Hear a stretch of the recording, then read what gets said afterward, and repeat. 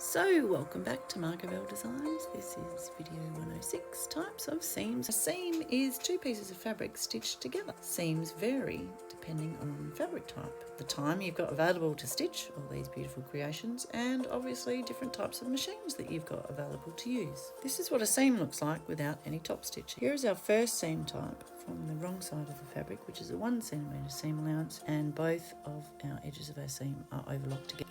Introducing my Burnett 3-thread overlocker, a very trusted friend of mine. We've spent many years together. This is quite a simple machine to use. It has a basic take-up lever at the back that you lift the foot up and down, and then you have to be wary of the knife here. So if we go to our straight stitching machine first and do our 1 centimetre seam, then bring it over to our Burnett overlocker, then we can overlock. So if we place the seam under the foot of the overlocker with the raw edge to your right hand side, we try not to trim off anything at all, ideally. It's just a few fluffy edges on the overlocker. In some places in industry, they're not allowed to have a knife on their machine so that the actual pattern will be correct and the machinists can't trim anything off.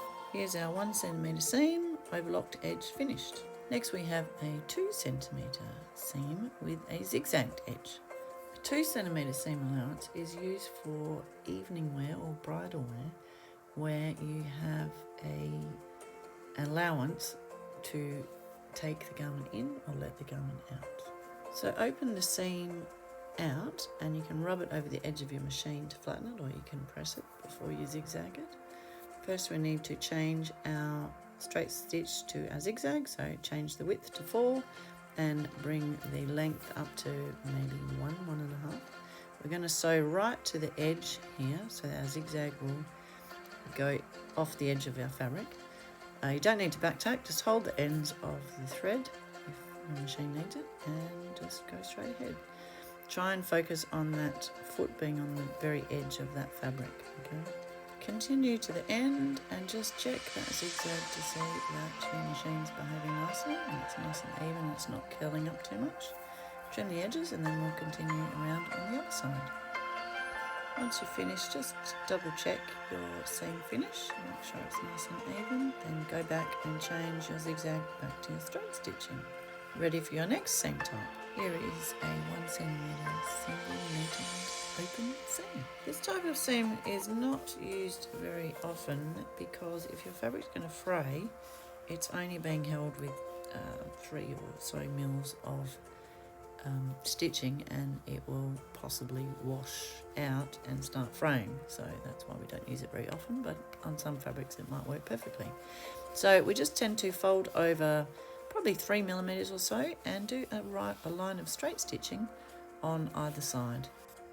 Next up we have a French seam, which is a bit hard to see what's going on from our sample, so let's hop straight into how we do a French seam.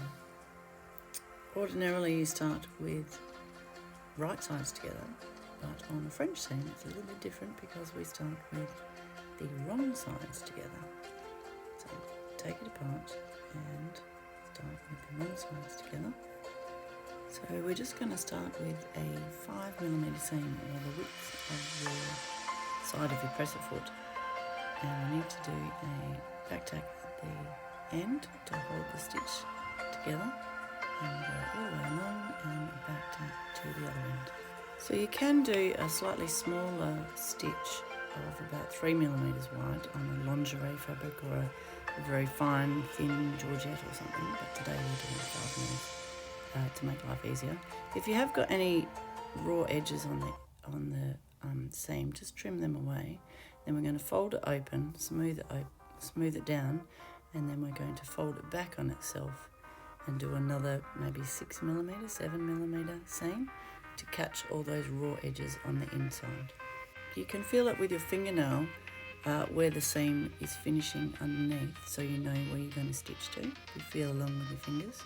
And back tack at both ends and stitch all the way through to the other end, just making sure you know where that seam is so that you're not going to have that seam in the stitching.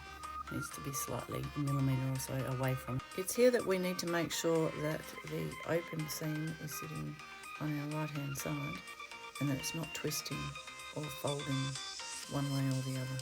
It's sitting nice and flat. Then we need to open it up and check to see that we haven't got any threads coming through that seam.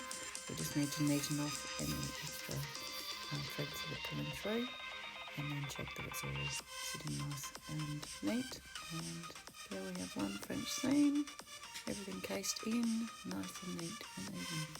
Next is a bound seam, 1.5cm seam with bound edges, also known as Hong Kong binds. So first we stitch a 1.5cm seam allowance on our ordinary seam. Then you can either do the binds together, the seam together, or you can open it out. Today we're going to open it out and do a bind on both sides. You can use the already bought bias binding, or you can create your own bias binding yourself just by cutting it on the bias. Today we're just going to use store-bought bias binding, which will be a 5mm finished width once it's all stitched on. So get hold of your bias binding and fold it out so you can have a look at it to see what it looks like once it's open. And then we're just going to attach it onto one of our edges and start stitching exactly on that fold line. So once you've opened your seam out, we're going to work from the wrong side of our seam, so that once we've folded it, we're going to go to the right side. So open your seam out and put the folded edge right to the very edge of our seam, and we're just going to stitch down that fold line. Always back tack at the top and then stitch all the way down to the end of the seam. Then trim off the bias binding, give yourself a couple of mils at the end, and then fold it back and around so that we're going to case in that raw edge. Have a look and see how close we've gone to the actual fold line. Then we're going to fold it over on top to the right side of our seam so that we can see it, and then we're just going to just edge stitch that binding down. Okay, we want to get it right on the edge of that line, a millimetre or so in, so that it's catching both the underneath and the top side. Be sure to back tack at the beginning of the top stitching and then again at the end of the top stitching. So there we have one side of our binding done, then we just need to work on the other side. So from the wrong side again, fold out your bias binding and work into that 5mm crease or fold and do the other side. So there we have our finished Hong Kong binds. Next up is a twin needle seam, a 1cm seam that's either zigzag edged or overlocked, and then we're going to do 2 rows of stitching. Now a handy hint for you people out there, if you're working your seams to the selvages, sometimes this can be a little bit tricky because the selvages can vary in sizes. The holes that are created on the machine when the fabric's made can vary in width and sometimes go way bigger than a centimetre from the edge of your selvage, so I tend to steer clear of putting my seams to the end of the selvage. Getting back to our twin needle seam, here's our 1cm seam that's overlocked. We're going to open it up and we're going to do a very fine edge stitch very close to the seam, making sure that our seam is folding the right way, that our overlocking's going the right way. So we're going to do an edge stitch and then we're going to come in and do a 5mm stitch using the width of our foot. Here we have our lovely twin needling. Now we're on to a flat felt seam. This is basically a very similar seam to a twin needled seam. So we've got a 1cm overlock seam. We're going to open it up, fold it out flat. Sometimes it's a good idea to make sure that the overlocking is going the right way. Sometimes it's a good idea to rub the fabric over the edge of your machine to get a nice flat edge, saves having to go to the press or the iron. And then we're just going to pop it under the machine, line it up with the side of our foot and do a 5mm top stitch.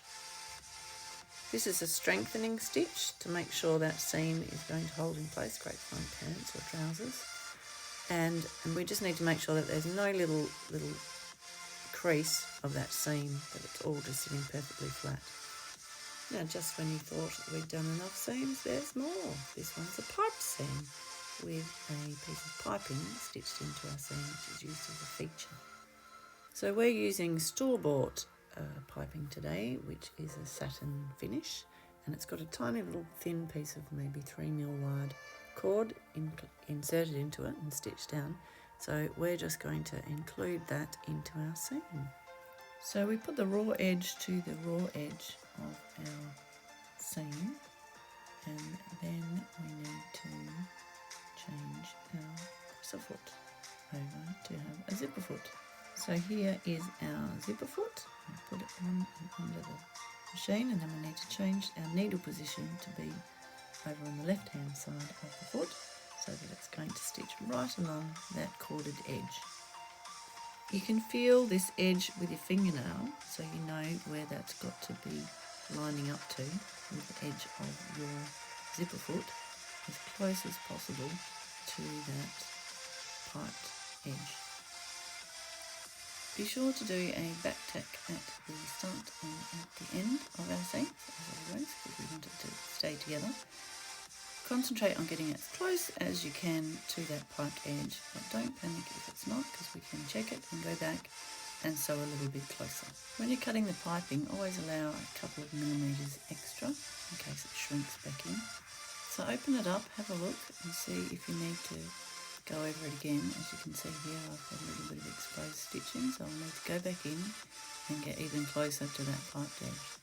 And voila, one piped seam. Don't forget to change your presser foot back to your ordinary foot away from the zipper foot and realign your needle. Curve seam, next up. There we go, sew around a curve. Make sure your edges are all lined up and that your curves are sitting on top of each other, not overlapping.